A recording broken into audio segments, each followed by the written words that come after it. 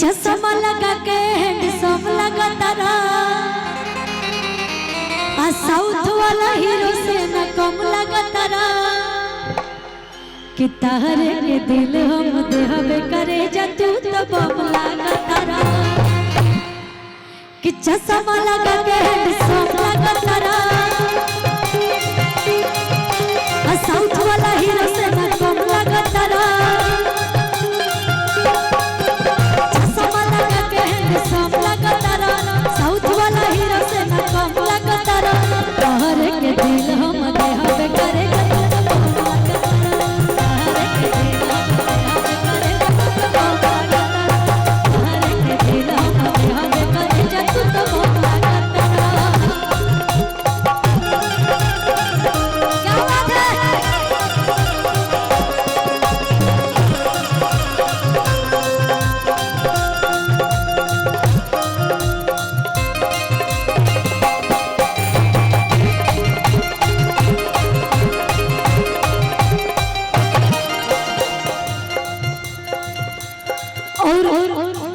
यहाँ पे जितने भी लोग हैं बहुत सारे लोग चश्मा लगाए बैठे हैं। वाह बहुत सारे लोग चश्मा लगाए बैठे हैं लेकिन सभी लगभग मुझे पावर वाले चश्मे दिख रहे हैं। कोई ऐसा चश्मा नहीं दिख रहा। अगर कोई ऐसा चश्मा हो जो मेरे लायक हो तो आप जरूर मुझे दीजिएगा, जिस किसी के भी पास हो।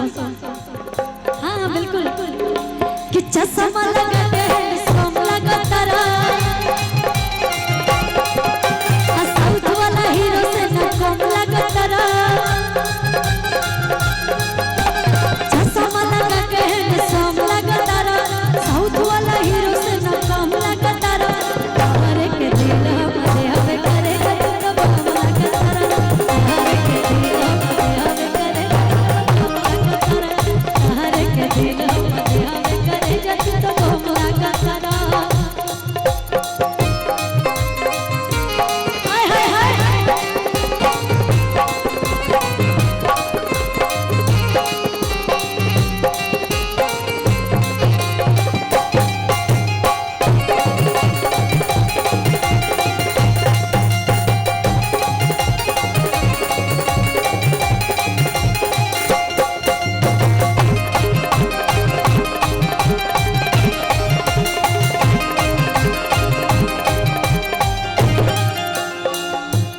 और क्या नाम है आपका?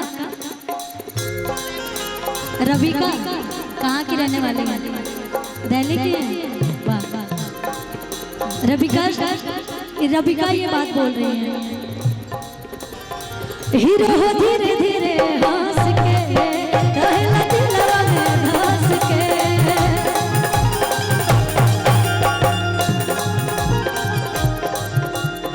हीरो हो धीरे धीरे हंस के रहला दिलवा में धंस के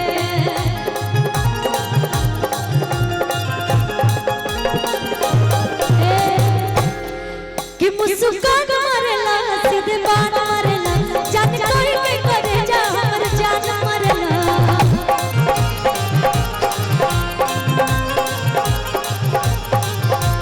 सेट के दाढ़ी चमक चमक लगा तारा हम है मामाली तू धरम लगा तारा कि तारे के दिल हम देहबे करेगा तू तो बम लगा तारा तारे के दिल हम देहबे करेगा तू तो बम लगा तारा। खुशी जी हाय हाय क्या बात है? हाय हाय हाय हाय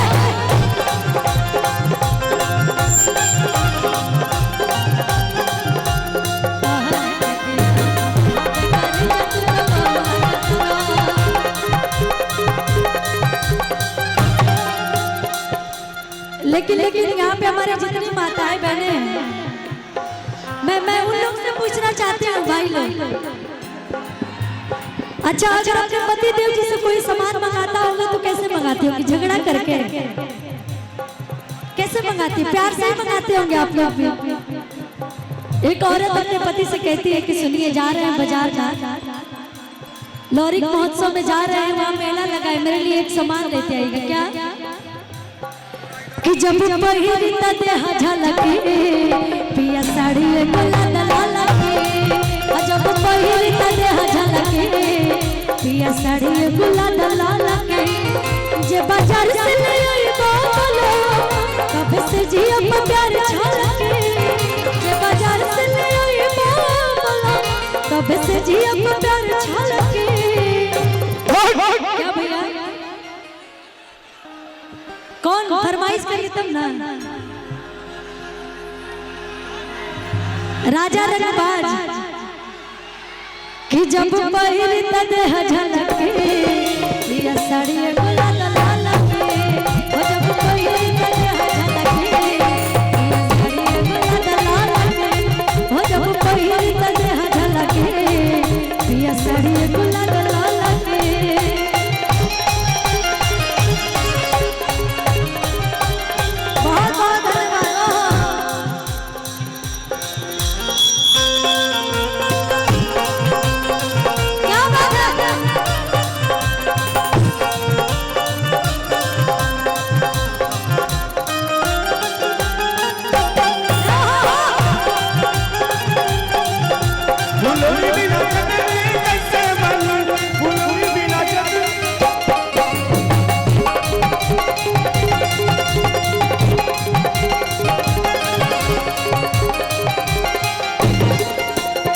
बहुत अच्छा लाइन बजाए थे।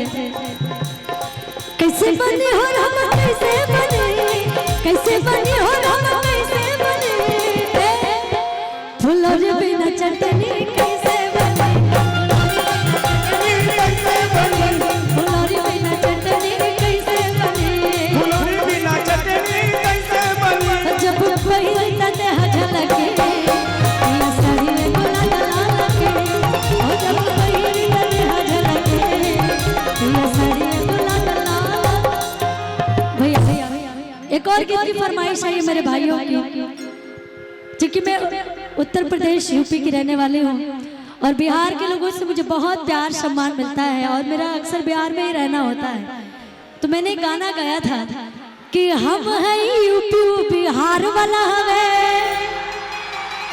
आ हीरो है सब हथियार वाला हवे, कि ओकरा के लाइन जन मारी है सखी हमार वाला,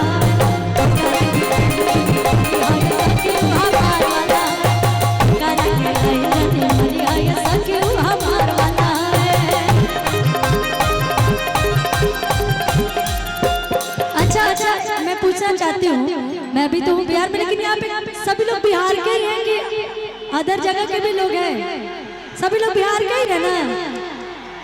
अच्छा यूपी के भी हैं क्या कुछ लोग? उधर पीछे एक दो लोग हाथ। खुशी जी ये लोग मिथिला के हैं, सब मिथिलावासी हैं। बिल्कुल बिल्कुल, तो बिहार के ही है ना? हाँ तो वही बात हुई ना भैया, ये तो मिथिला की पावन धरती है ही, मैं तो जानते ही हूँ, लेकिन जितने हमारे भाई लोग आए हैं उन लोग की फरमाइशें थी कि हम हैं यूपी बिहार वाला हवे, हीरो है सब हथियार वाला हवे, हम हैं यूपी बिहार वाला हवे, हीरो है सब हथियार वाला हवे, और करा के लाइन जनी मारी है, करा के लाइन जनी मारी है सखी हमार वाला हवे, करा के लाइन जनी मारी है सखी हमार वाला हवे।